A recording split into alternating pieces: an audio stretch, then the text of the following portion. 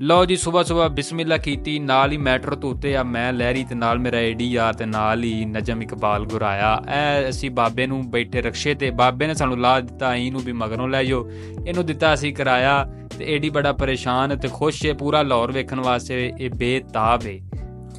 ਅਸੀਂ ਨਾਜ਼ਰੀਨ ਨਿਕਲੇ ਹਾਂ ਸਵੇਰੇ ਸਵੇਰੇ ਦਿੱਲੀ ਗੇਟ, ਮਤਲਬ ਇਹ ਕਿ ਪੁਰਾਣਾ ਲਾਹੌਰ ਦੇਖਣ। ਤੇ ਮੇਰਾ ਨਾਲ ਜਿਹੜਾ ਯਾਰ ਹੈ ਉਹ ਬੜਾ ਐਕਸਾਈਟਿਡ ਹੈ। ਐਲੈਰੀ ਹੈ, ਐਲੈਰੀ ਨੂੰ ਕੰਮ ਹੀ ਹੋਰ ਕੋਈ ਨਹੀਂ।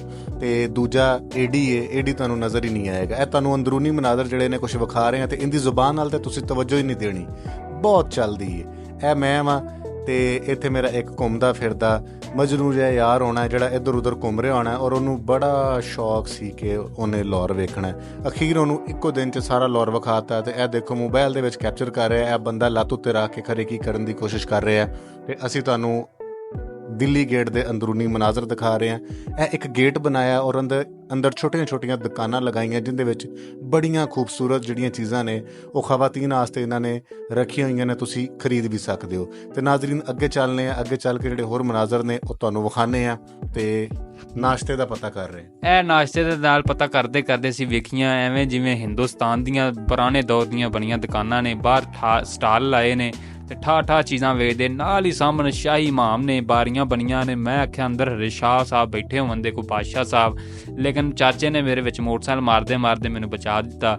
ਤੇ ਅਸੀਂ ਗੌਰ ਕੀਤਾ ਤੇ ਇਹ ਸ਼ਾਹੀ ਇਮਾਮ ਦੇ ਨਾਲ ਹੀ ਟਿਕਟ ਹਾਊਸ ਬਣਿਆ ਸੀ। ਅਸੀਂ ਅੰਦਰ ਵੜੇ, ਇੱਥੇ ਵਾਹਵਾ ਸਾਰੀਆਂ ਫੋਟੋ ਲੱਗੀਆਂ ਸੀ ਜਿਹਦੇ ਉੱਤੇ ਅਸੀਂ ਵੇਖਿਆ ਤੇ ਨਾਲ ਲਿਖਿਆ ਦੇ ਵਰ ਹੇਅਰ, ਮਤਲਬ ਇਹਦਾ ਸਾਨੂੰ ਕੋਈ ਪਤਾ ਨਹੀਂ। ਗੂਗਲ ਕਰ ਲਓ ਜਾਂ ਤੁਸੀਂ ਸਾਨੂੰ ਪੁੱਛ ਸਕਦੇ ਹੋ ਕਮੈਂਟ ਦੇ ਵਿੱਚ, ਅਸੀਂ ਗੂਗਲ ਕਰਕੇ ਦੱਸ ਦਿਆਂਗੇ।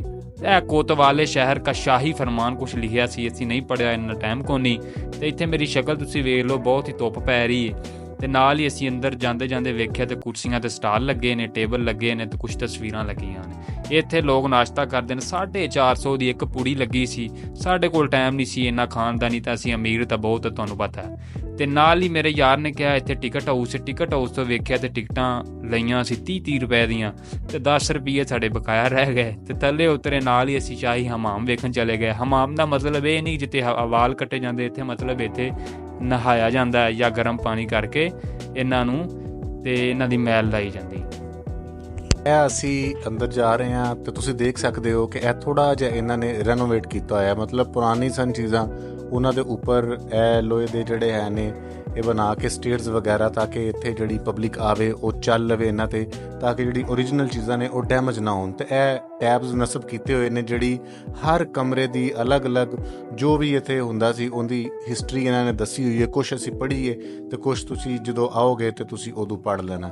ਇਹ ਕੁਛ ਚੀਜ਼ਾਂ ਨੇ ਜਿਹੜੀਆਂ ਇਸ ਟੈਬ ਦੇ ਉੱਪਰ ਜਿਹੜੀਆਂ ਨੇ ਉਹ ਇਹਨਾਂ ਦੀ ਤਾਰੀਖ ਦੱਸੀ ਹੋਈ ਹੈ। ਅੰਦਰੂਨੀ ਮਨਾਜ਼ਰ ਨੇ ਉਹ ਕਮਰਿਆਂ ਦੇ, ਹਰ ਕਮਰਾ ਮੁਖਤਲਫ ਸੀ, ਨਹਾਉਣ ਵਾਲਾ, ਗਰਮ ਪਾਣੀ ਵਾਲਾ ਔਰ ਠੰਡੇ ਪਾਣੀ ਵਾਲਾ, ਹਰ ਚੀਜ਼ ਕਿਸ ਤਰ੍ਹਾਂ ਇੱਕ ਨਿਜ਼ਾਮ ਬਣਾਇਆ, ਕਿਸ ਤਰ੍ਹਾਂ ਨੀਚਿਓਂ ਪਾਣੀ ਆਉਂਦਾ ਸੀ, ਜਿਹੜੇ ਪੈਪਾਂ 'ਚ ਇਹ ਗਰਮ ਕਰਦੇ ਸਨ, ਭੱਠੀਆਂ ਲਾਈਆਂ ਸੀ, ਉਹ ਭੱਠੀਆਂ ਕਮਰਿਆਂ ਨੂੰ ਗਰਮ ਕਰਦੀਆਂ ਸੀ, ਭਾਪ ਦਿੰਦੀਆਂ ਸੀ। ਇਹ ਸਾਰਾ ਉਹੀ ਚੀਜ਼ ਹੈ। ਤੁਸੀਂ ਦੇਖੋ ਤੇ ਇਹਨੂੰ ਇੰਜੋਏ ਕਰੋ। ਤੇ ਨਾਲ ਸਾਡਾ ਇੱਕ ਯਾਰ ਹੈ ਜਿਹੜਾ ਲਾਪਤਾ ਹੋ ਗਿਆ, ਏਡੀ, ਤੁਹਾਨੂੰ ਲੱਭੇ ਕਿਤੇ ਤੇ ਸਾਨੂੰ ਵੀ ਦੱਸਿਆ ਜੇ। ਇਹ ਪਤਾ ਨਹੀਂ ਇੱਥੇ ਏਡੀ ਸਾਹਿਬ ਸਾਨੂੰ ਲੱਭ ਗਏ ਨੇ, ਇਹ ਪਤਾ ਨਹੀਂ ਕੀ ਪੜ੍ਹ ਰਹੇ ਨੇ, ਘਰ ਇਹਨਾਂ ਕਦੀ ਕੁਛ ਹੈ ਪੜ੍ਹੀ ਨਹੀਂ। ਇੱਥੇ ਏਡੀ ਸਾਹਿਬ ਨੂੰ ਨਜਮ ਸਾਹਿਬ ਸਮਝਾ ਰਹੇ ਨੇ, ਕੁੱਜੀਆਂ ਠੁੱਟੀਆਂ ਨੇ, ਇਹਨਾਂ ਵਿੱਚ ਚਾਵਲ ਵੰਡਦੇ ਸੀ, ਬਾਦਸ਼ਾਹ ਛੋਟੇ ਭਾਂਡਿਆਂ 'ਚ ਖਾਂਦੇ ਸੀ।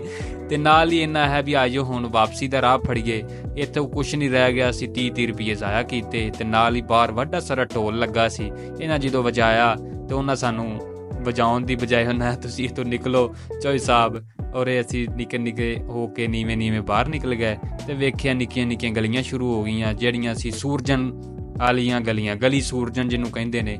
ਅਗਲੇ ਪਾਰਟ 'ਚ ਤੁਹਾਨੂੰ ਪੂਰਾ ਵਹਾਵਾਂਗੇ, ਇੱਥੇ ਸਿਰਫ ਤੁਹਾਨੂੰ ਫੁਹਾਰੇ ਵਾਲੀ ਬੈਠਕ ਵਹਾਵਾਂਗੇ। ਇਹਦੇ ਵਿੱਚ ਖੂਹ ਸੀ ਤੇ ਖੂਹ ਵਿੱਚੋਂ ਪਾਣੀ ਨਿਕਲਦਾ ਸੀ ਤੇ ਜਿਹੜਾ ਸ਼ਾਹੀ ਹਮਾਮ ਵਿੱਚ ਜਾਂਦਾ ਸੀ। ਤੇ ਨਾਲ ਹੀ ਸਾਨੂੰ ਇਜਾਜ਼ਤ ਦਿਓ। Thank you. ਮਿਲਨੇ ਆ ਪਾਰਟ 2 ਦੇ ਵਿੱਚ, ਸਾਨੂੰ ਇਜਾਜ਼ਤ ਦਿਓ। ਨਾਲ ਹੀ ਸਾਡਾ ਚੈਨਲ ਸਬਸਕ੍ਰਾਈਬ ਕਰ ਦਿਓ। ਅੱਲਾ ਹਾਫਿਜ਼।